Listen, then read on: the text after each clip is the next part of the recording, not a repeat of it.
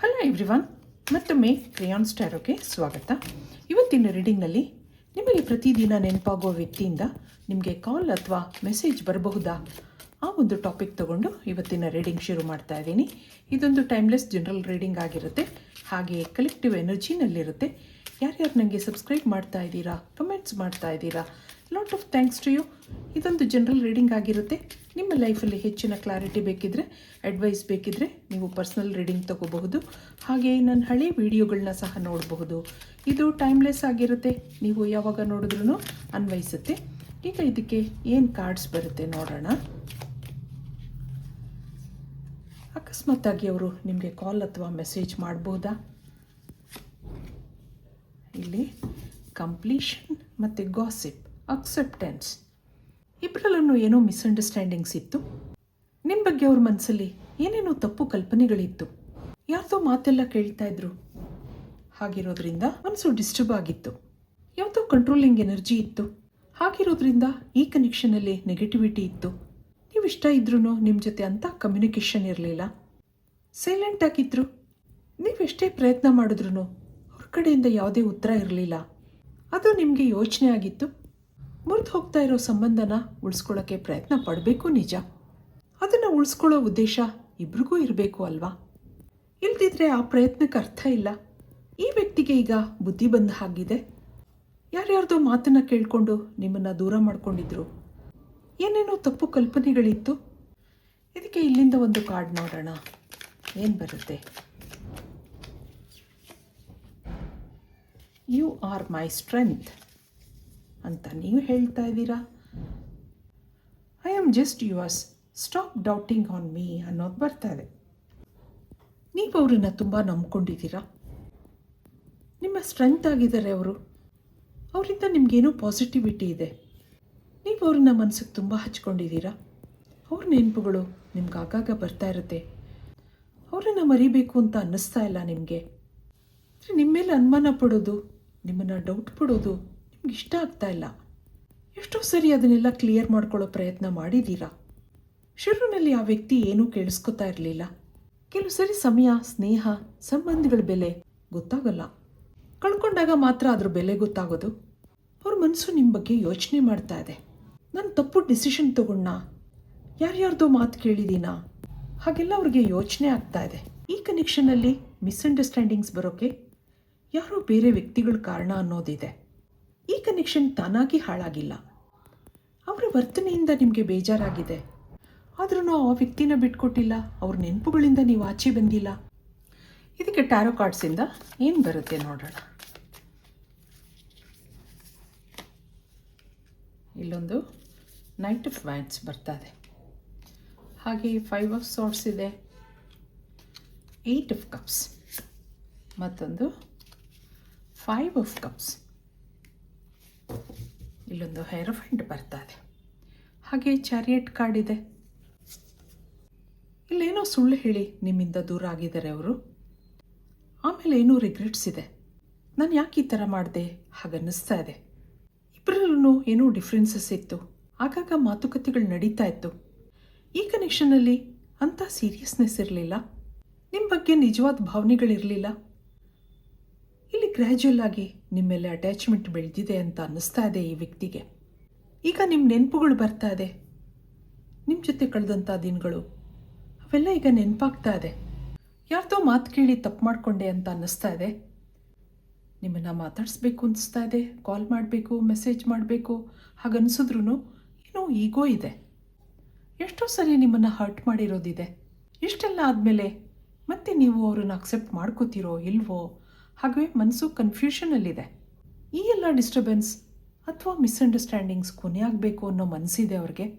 ಮನಸ್ಸಾಗಲೇ ನಿಮ್ಮನ್ನು ಅಕ್ಸೆಪ್ಟ್ ಮಾಡ್ಕೊಂಡಾಗಿದೆ. ಆದರೆ ಏನೋ ತಡೀತಾ ಇದೆ. ಹೇಗೆ ಮುಂದುವರಿಯೋದು ಹಾಗನ್ನಿಸ್ತಾ ಇದೆ. ಇದಕ್ಕೆ ನಿಮ್ಮ ಎನರ್ಜಿ ನೋಡೋಣ. ನೀವೇನು ಯೋಚನೆ ಮಾಡ್ತಾ ಇದ್ದೀರಾ? ಕಿಂಗ್ ಆಫ್ ಕಾಯಿನ್ಸ್, ಮತ್ತೊಂದು ದಿ ವರ್ಲ್ಡ್ ಕಾರ್ಡ್ ಬರ್ತಾ ಇದೆ. ಹಾಗೆ 2 ಆಫ್ ಕಪ್ಸ್ ಇದೆ, ಮತ್ತೊಂದು 6 ಆಫ್ ಕಾಯಿನ್ಸ್. ಇಲ್ಲೊಂದು ನೈಟ್ ಆಫ್ ಕಪ್ಸ್ ಇದೆ. ಬಾಟಮ್ನಲ್ಲಿ 4 ಆಫ್ ವ್ಯಾಂಡ್ಸ್ ಇದೆ. ಆಗಾಗ ನೀವು ನಿಮ್ಮನ್ನು ನೀವು ಸಮಾಧಾನ ಮಾಡ್ಕೊಳ್ಳೋದಿದೆ. ಇದೆಲ್ಲ ಸ್ವಲ್ಪ ದಿನ ಅಷ್ಟೇ. ಮತ್ತೆ ಅವ್ರು ಮೆಸೇಜ್ ಮಾಡ್ತಾರೆ, ಕಾಲ್ ಮಾಡ್ತಾರೆ, ಹಾಗೆ ನೀವು ಕಾಯೋದಿದೆ. ಅವ್ರ ಸ್ವಭಾವದಲ್ಲಿ ಏನೋ ಚೇಂಜಸ್ ಆಗುತ್ತೆ ಹಾಗೆ ಅಂದ್ಕೊಂಡಿದ್ದೀರಾ ನೀವು? ನಿಮ್ಮನ್ನು ನೀವು ನಿಮ್ಮ ಕೆಲಸ ಕಾರ್ಯಗಳಲ್ಲಿ ತೊಡಗಿಸ್ಕೊಂಡಿದ್ದೀರಾ? ಆದಷ್ಟು ಈ ಕಿರಿಕಿರಿಯಿಂದ, ಈ ನೆನಪುಗಳಿಂದ ದೂರ ಆಗೋಕ್ಕೆ ಪ್ರಯತ್ನ ಮಾಡ್ತಾ ಇದ್ದೀರಾ. ನೀವೊಂದು ಫೈನಾನ್ಷಿಯಲಿ ಇಂಡಿಪೆಂಡೆಂಟ್ ಆಗಿರುವಂಥ ವ್ಯಕ್ತಿ ಹಾಗನ್ನಿಸ್ತಾ ಇದೆ. ಒಳ್ಳೆ ಜಾಬಲ್ಲಿದ್ದೀರಾ, ಅಥವಾ ಏನೋ ನಿಮ್ಮ ಬಿಸ್ನೆಸ್ಸು ಚೆನ್ನಾಗಿ ನಡೀತಾ ಇದೆ. ದುಡ್ಡು ಕಾಸಿಗೆ ಅಂತ ತೊಂದರೆ ಇಲ್ಲ, ಆದರೆ ಮನಸ್ಸು ಡಿಸ್ಟರ್ಬ್ ಆಗಿದೆ. ಇಷ್ಟು ದಿನ ನಿಮ್ಮ ಮನಸ್ಸಲ್ಲಿದ್ದಂಥ ವ್ಯಕ್ತಿ ಅಲ್ಲೇನೋ ಮಿಸ್ಅಂಡರ್ಸ್ಟ್ಯಾಂಡಿಂಗ್ಸಿಂದ ನೀವೇ ದೂರ ಮಾಡ್ಕೊಂಡಿದ್ದೀರಾ. ನಿಮಗೆ ಆ ನೆನಪುಗಳು ಸದಾ ಬರ್ತಾ ಇರುತ್ತೆ. ಮರಿಬೇಕು ಅಂತ ಆದಷ್ಟು ಪ್ರಯತ್ನಗಳನ್ನ ಮಾಡ್ತೀರಾ, ಆದರೆ ಅವ್ರ ಜೊತೆ ಕಳೆದಂಥ ದಿನಗಳು, ಅವ್ರು ಮಾತಾಡ್ತಾ ಇದ್ದಿದ್ದು ಎಲ್ಲ ನಿಮ್ಗೆ ಆಗಾಗ ನೆನಪಾಗ್ತಾ ಇರುತ್ತೆ. ಇಲ್ಲಿ ಕೆಲವರು ಮದುವೆ ಆಗಿರೋರು ಇದ್ದೀರಾ ಅಂತ ಅನ್ನಿಸ್ತಾ ಇದೆ. ಈ ಕನೆಕ್ಷನಲ್ಲಿ ಯಾವುದೇ ಕಟ್ಟುಪಾಡುಗಳಿಲ್ಲ. ಒಂದು ಕಾಲದಲ್ಲಿ ಇಬ್ಬರು ಕ್ಲೋಸ್ ಆಗಿದ್ರಿ, ಆದರೆ ಈಗ ಇಲ್ಲಿ ಸೈಲೆನ್ಸ್ ಇದೆ. ಅವ್ರು ಯಾವಾಗ ಬರ್ತಾರೆ ಹಾಗೆ ನೀವು ಕಾಯೋದಿದೆ. ಆದ್ರೂ ಆ ನೆನಪುಗಳು ನಿಮಗೆ ಮತ್ತೆ ಮತ್ತೆ ಬರ್ತಾ ಇರುತ್ತೆ. ಇದಕ್ಕೆ ಇಲ್ಲಿಂದ ಏನಿದೆ ನೋಡೋಣ. ಯೂನಿವರ್ಸಿಂದ ಏನು ಬರುತ್ತೆ? ಏನಾದರೂ ಗೈಡೆನ್ಸ್ ಬರ್ಬೋದಾ? ಫ್ರೀಡಮ್ ಬರ್ತಾ ಇದೆ. ಅಪ್ ಫ್ರಮ್ ದಿ ಡೆಪ್ತ್, ಮತ್ತೊಂದು ಬ್ಯಾಲೆನ್ಸ್, ಹಾಗೆ ಕಿನ್ಶಿಪ್, ಇಲ್ಲೊಂದು justice, solutions, cleansing and attunement. ಕೆಲವು ಸರಿ ನಿಮ್ಮನ್ನು ನೀವು ಹೀಲ್ ಮಾಡ್ಕೋಬೇಕಾಗತ್ತೆ. ಹೌದು, ಅವ್ರಿಗೋಸ್ಕರ ಕಾಯ್ತಾ ಇದ್ದೀರಾ, ಅವ್ರ ಕಾಲ್ಗೋಸ್ಕರ, ಮೆಸೇಜ್ಗೋಸ್ಕರ ಕಾಯ್ತಾ ಇದ್ದೀರಾ. ಸರಿ, ಒಂದು ಕಾಲದಲ್ಲಿ ಇಷ್ಟಪಟ್ಟಿದ್ರು, ಅಲ್ಲಿ ಆತ್ಮೀಯತೆ, ಅಟ್ಯಾಚ್ಮೆಂಟ್ ಬೆಳೆದಿದ್ರು, ಯಾರನ್ನೂ ಬಲವಂತ ಮಾಡೋಕ್ಕಾಗಲ್ಲ ಅಲ್ವಾ, ಫೋರ್ಸ್ ಮಾಡೋಕ್ಕಾಗಲ್ಲ ಅಲ್ವಾ. ಆ ವ್ಯಕ್ತಿ ತಾನಾಗಿ ಬರಬೇಕು, ತಾನಾಗಿ ಮೆಸೇಜ್ ಮಾಡಬೇಕು. ಇಷ್ಟಪಟ್ಟು ಬಂದಾಗ ಅದಕ್ಕೂ ವ್ಯಾಲ್ಯೂ ಇರುತ್ತೆ. ಈ ಎಲ್ಲ ಮಿಸ್ಅಂಡರ್ಸ್ಟ್ಯಾಂಡಿಂಗ್ಸಿಂದ ಈ ಕನೆಕ್ಷನ್ ಫ್ರೀ ಆಗುತ್ತೆ ಅನ್ನೋದು ಬರ್ತಾ ಇದೆ. ಇಬ್ಬರಲ್ಲೂ ಡಿಫಿಕಲ್ಟೀಸ್ ಇತ್ತು, ಮಾತಾಡೋಕ್ಕೆ ಕಷ್ಟ ಆಗ್ತಾ ಇತ್ತು. ಅದೆಲ್ಲ ಗ್ರ್ಯಾಜುವಲ್ ಆಗಿ ಬ್ಯಾಲೆನ್ಸ್ ಆಗ್ತಾ ಹೋಗುತ್ತೆ. ಅದಕ್ಕೋಸ್ಕರ ನಿಮ್ಮನ್ನು ನೀವು ಸಮಾಧಾನ ಮಾಡ್ಕೋಬೇಕಾಗತ್ತೆ, ಸೆಲ್ಫ್ ಕೇರ್ ಮಾಡ್ಕೋಬೇಕಾಗತ್ತೆ ಅನ್ನೋದು ಇಲ್ಲಿ ಬರ್ತಾ ಇದೆ. ನಿಮ್ಮನ್ನು ನೀವು ಎಂಗೇಜ್ ಮಾಡ್ಕೋಬೇಕಾಗತ್ತೆ. ಫ್ರೆಂಡ್ ಸರ್ಕಲ್ ಇರಬಹುದು, ಪಿಕ್ನಿಕ್ ಆಗಿರಬಹುದು, ಯಾವುದೋ ಕೆಲವು ಸೋಷಿಯಲ್ ಮೀಡಿಯಾಗಳಲ್ಲಿ ನಿಮ್ಮನ್ನು ನೀವು ತೊಡಗಿಸ್ಕೋಬೇಕಾಗತ್ತೆ. ಹಾಗೆ ನಿಮ್ಗೆ ಇಲ್ಲೊಂದು ಸೊಲ್ಯೂಷನ್ ಬರ್ತಾ ಇದೆ. ಕನೆಕ್ಷನಲ್ಲಿ ಬ್ಯಾಲೆನ್ಸ್ನ ಅವಶ್ಯಕತೆ ಇದೆ. ಸ್ವಲ್ಪ ದಿನ ಸೈಲೆಂಟ್ ಆಗಿದ್ದಾಗ ಅಲ್ಲೇನೋ ಟ್ರಾನ್ಸ್ಫಾರ್ಮೇಷನ್ ಇರುತ್ತೆ, ಅಲ್ಲೊಂದು ಹೀಲಿಂಗ್ ಪ್ರೋಸೆಸ್ ನಡೀತಾ ಇದೆ ಆಲ್ರೆಡಿ. ಹಾಗಿರೋದ್ರಿಂದ ಅವ್ರಿಗೆ ಮತ್ತೆ ನಿಮ್ಮನ್ನು ಮಾತಾಡಿಸ್ಬೇಕು, ಕಾಲ್ ಮಾಡಬೇಕು ಹಾಗನ್ಸಿರ್ಬೇಕು. ಇದಕ್ಕೆ ಇಲ್ಲಿಂದ ಏನು ಬರುತ್ತೆ ನೋಡೋಣ.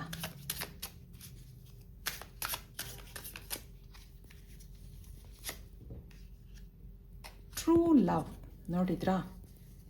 ನಿಜವಾದ ಪ್ರೀತಿ ಆಗಿರೋದ್ರಿಂದನೇ ಮತ್ತೆ ಅವರು ನಿಮಗೆ ಕಾಲ್ ಮಾಡಬೇಕು ಅಂತ ಅನ್ನಿಸ್ತಾ ಇರೋದು. ಅಬಂಡೆನ್ಸ್ ಇದೆ, ದಿ ಎಕ್ಸ್ ಬರ್ತಾ ಇದೆ, ವಾಯ್ಡ್ಸ್, ಹಾಗೆ ಇಲ್ಲೊಂದು ಡ್ರೀಮ್ಸ್. ಇವೆಲ್ಲ ನಿಮಗೇನು ಹೇಳುತ್ತೆ ನೋಡೋಣ. Secrets, something is hidden from you, someone isn't being truthful ಅನ್ನೋದಿದೆ. ನೋಡಿದ್ರಾ ಎಷ್ಟು ಚೆನ್ನಾಗಿ ಬಂದಿದೆ ಅಂತ. ನಿಮ್ಮಿಂದ ಸುಳ್ಳು ಹೇಳಿ ಅವರು ತಪ್ಪಿಸ್ಕೊಂಡಿದ್ದಾರೆ, ಆದರೆ ಈಗ ನಿಮ್ಮ ಪಾಸಿಟಿವಿಟಿ ಅವ್ರನ್ನ ಎಳ್ಕೊಂಡು ಬರ್ತಾ ಇದೆ. ಇಲ್ಲಿ ಅಬಂಡೆನ್ಸ್ ಇದೆ, ಟ್ರೂ ಲವ್ ಇದೆ. ಆ ಪಾಸ್ಟ್ ನೆನಪುಗಳಿಂದ ಆಚೆ ಬರಬೇಕಾಗುತ್ತೆ. ಹೌದು, ಇಷ್ಟು ದಿನ ಬೇಜಾರಿತ್ತು ನಿಮಗೆ, ಓವರ್ ಥಿಂಕಿಂಗ್ ಇತ್ತು. B patient with your self ಅನ್ನೋದು ಬರ್ತಾ ಇದೆ. ಸ್ವಲ್ಪ ದಿನ ಸಮಾಧಾನವಾಗಿರಿ. ನಿಜವಾದ ಪ್ರೀತಿ ಯಾವತ್ತಿದ್ರೂ ಗೆಲ್ಲುತ್ತೆ. ಅರ್ಜೆಂಟ್ ಮಾಡೋದು, ಆಗಾಗ ಅವ್ರಿಗೆ ಕಾಲ್ ಮಾಡೋದು, ಮೆಸೇಜ್ ಮಾಡೋದು, ನೀನಿಲ್ಲದೆ ನನ್ನ ಜೀವನನೇ ಇಲ್ಲ ಹಾಗೆಲ್ಲ ಮೆಸೇಜ್ ಮಾಡೋದು, ಅದೆಲ್ಲ ನೀವು ಕಡಿಮೆ ಮಾಡ್ಕೊಂಡಾವಾಗ ಈ ಕನೆಕ್ಷನ್ ಮುಂದುವರಿಯುತ್ತೆ. ಆ ಒಂದು ಮೆಸೇಜ್ ಇಲ್ಲಿ ನಿಮಗೆ ಬರ್ತಾ ಇದೆ. ಹೌದು, ಒಂದೊಂದು ಸರಿ ಅನಿಸುತ್ತೆ, ಬೇಜಾರಾಗುತ್ತೆ ಮನಸ್ಸಿಗೆ, ಆದರೆ ಮನುಷ್ಯನಿಗೆ ಅಸಾಧ್ಯವಾದ ಕೆಲಸ ಯಾವುದೂ ಇಲ್ಲ ಅಲ್ವಾ. ಆದಷ್ಟು ಆ ವ್ಯಕ್ತಿನ ಮರೆಯೋ ಪ್ರಯತ್ನ ಮಾಡಿ. ಅವ್ರಿಗೂ ಸ್ವಲ್ಪ ಬುದ್ಧಿ ಬರುತ್ತೆ, ಮತ್ತೆ ಅವ್ರು ನಿಮಗೆ ಕಾಲ್ ಮಾಡ್ತಾರೆ, ಮೆಸೇಜ್ ಮಾಡ್ತಾರೆ. ನಿಮ್ಮ ಸಬ್ಕಾನ್ಷಿಯಸ್ ಮೈಂಡಲ್ಲಿ ಆ ವ್ಯಕ್ತಿ ನೆನಪುಗಳಿರೋದ್ರಿಂದ ನೀವು ಆಗಾಗ ಕನಸು ಕಾಣ್ತಾ ಇದ್ರಿ. ಆ ಕನಸುಗಳಲ್ಲೇ ನಿಮ್ಮ ಉತ್ತರನೂ ಇರುತ್ತೆ ಅನ್ನೋದು ಬರ್ತಾ ಇದೆ ಇಲ್ಲಿ. ನಿಜವಾಗ್ಲೂ ಅವ್ರು ಕಾಲ್ ಮಾಡ್ತಾರೆ ಅಥವಾ ಮೆಸೇಜ್ ಮಾಡ್ತಾರೆ ಹಾಗೆ ನಿಮ್ಮ ಮನಸ್ಸು ಹೇಳ್ತಾ ಇತ್ತು. ಅದು ನಿಜವಾಗ್ಲೂ ಬಹುದು ಅಲ್ವಾ. ನಿಮ್ಮ ಮೇಲೆ ನಂಬಿಕೆ ಇದೆ ಈಗ ಅವ್ರಿಗೆ. ಯಾರ್ದೋ ಮಾತು ಕೇಳ್ಕೊಂಡು ನಿಮ್ಮಿಂದ ದೂರ ಆಗಿರ್ಬೋದು, ಅದೆಲ್ಲ ಹೀಲ್ ಆಗುತ್ತೆ, ಮತ್ತು ನಿಮ್ಮ ಮೇಲೆ ನಂಬಿಕೆ ಬರುತ್ತೆ. ಯಾಕೆಂದರೆ ಇದೊಂದು ನಿಜವಾದ ಪ್ರೀತಿ ಅಂತ ಅನ್ನಿಸ್ತಾ ಇದೆ ಅವ್ರಿಗೆ. ಆದಷ್ಟು ಪ್ರೇಯರ್ಸ್ ಮಾಡ್ಕೊಳ್ಳಿ, ಮ್ಯಾನಿಫೆಸ್ಟ್ ಮಾಡ್ಕೊಳ್ಳಿ. ನಿಮ್ಮ ನೆಗೆಟಿವಿಟಿಗಳನ್ನೆಲ್ಲ ಲೆಟ್ ಗೋ ಮಾಡಿ. ಆ ಏಂಜಲ್ಸ್ನ ಹೆಲ್ಪ್ ತಗೊಳ್ಳಿ. ನಿಮಗೆ ಪ್ರತಿದಿನ ನೆನಪಾಗೋ ವ್ಯಕ್ತಿಯಿಂದ ಅಕಸ್ಮಾತ್ತಾಗಿ ನಿಮಗೆ ಕಾಲ್ ಅಥವಾ ಮೆಸೇಜ್ ಬರಬಹುದು ಅನ್ನೋದಿದೆ. ಇದು ಇವತ್ತಿನ ರೀಡಿಂಗ್ ಆಗಿರುತ್ತೆ. ಮತ್ತೆ ಇಂಥದೇ ರೀಡಿಂಗ್ ಕೇಳಬೇಕು ಅನಿಸಿದ್ರೆ ನನ್ನ ವೀಡಿಯೋಸ್ನ ಲೈಕ್ ಮಾಡಿ, ಶೇರ್ ಮಾಡಿ, ಸಬ್ಸ್ಕ್ರೈಬ್ ಮಾಡಿ. Thank you for watching. Be happy always.